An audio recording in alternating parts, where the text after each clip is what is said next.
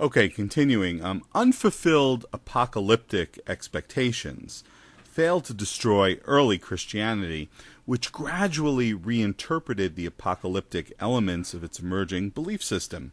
Believers successfully navigated the disconfirmation, that is, Jesus did not come back, by finding ways to reestablish cognitive consonance without sacrificing their religious beliefs. Given the staggering consistency of this phenomenon, with disappointed religious sect after disappointed religious sect working to turn some major defeat into victory, it seems quite likely that Jesus' earliest followers, the core of true believers who were as deeply invested in their beliefs as generations of religious adherents before and after them, people who had given up so much to follow Jesus, were not going to allow themselves to be stopped by Jesus' brutal execution and death as a political criminal. They successfully navigated the disconfirmation that was Jesus' execution by finding ways to reestablish cognitive consonance without sacrificing their religious beliefs. Among the ways they did this, and according to Dr. Dawson, it's one of the most common modes of dissonance management, was to deny failure. Jesus wasn't defeated by death, but rather God made him victorious over it. Of course, the details of what came to be regarded as Jesus' God-given victory over death developed significantly over time. One need only read the Christian scriptures to see this development play out. In the early stages, the victorious Jesus, quote, became a life-giving spirit. He was the one who was, quote, revealed in the flesh and vindicated in the spirit.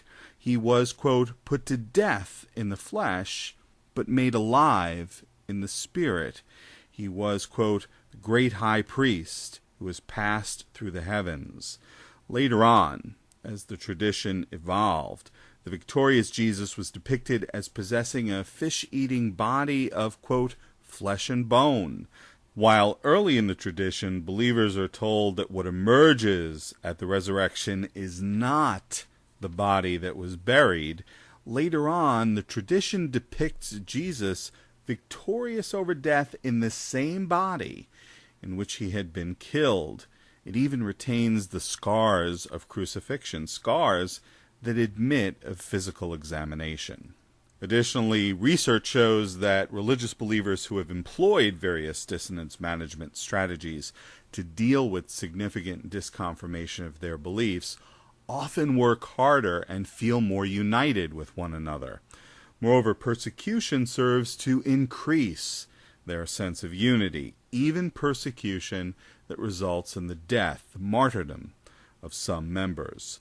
Are such believers being persecuted and even dying for a lie? They do not believe they are.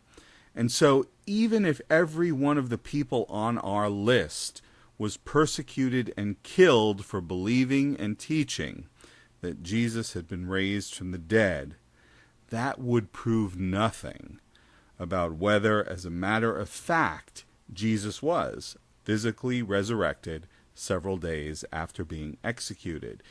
It merely tells us that these people had come to believe that Jesus was victorious over death.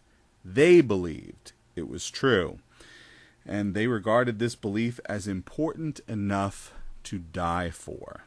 Among religious believers, the management of cognitive dissonance is an extremely powerful thing, and the earliest followers of Jesus were not immune to it. In other words, they were not unique. Okay, I'll pick this up in part 5.